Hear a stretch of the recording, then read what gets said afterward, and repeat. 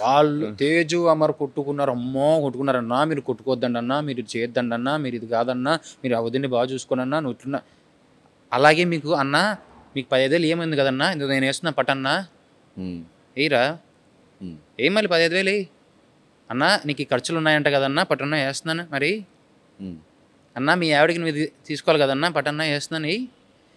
నోరు తెరిచి చెప్పేవాడు ప్రతి ఒక్కడు చెప్తాడు, సలహాలు ఎవడైనా ఇస్తాడు. ఉచిత సలహాలు ఇవ్వకోకుండా ఉండడమే చాలా మంచిది. ఇంకోటి, never interfere between wife and husband. Correct. మూడో వ్యక్తి ఎవరు రాకండి. పొరపాటున సలహాలు ఇవ్వాలని చెప్పుకుని వెళ్ళకండి, మెట్టితో కొడతారు. ఇవ్వకండి. అరే మేము ఏం మాట్లాడుకుంటామో మాకు తెలుసు, నువ్వు మా ఇంట్లో ఉండి చూడవు కదా. మాకేవో చిన్న చిన్న గొడవలు చిన్న చిన్న వస్తే అవి అయిపోతాయి. మొన్న నేను సీతామిల్లో వెళ్ళి మేము ఇద్దరం కలిసి కూర్చొని సరదాగా లేము, మాట్లాడుకోలే మేము మేము మేము మేము కలిసి పండక్కి మేము ఊరెళ్ళలా. అది ఎన్ని చేసాం.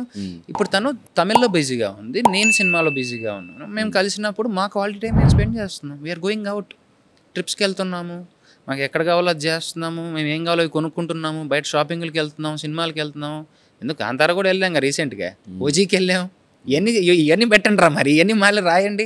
నేను ఒకటే చెప్తా, పక్కింటోడి ఫ్యామిలీ గురించి ఆలోచించే కన్నా నీ కుటుంబంలో ఏం జరుగుతుందో ఆలోచించు.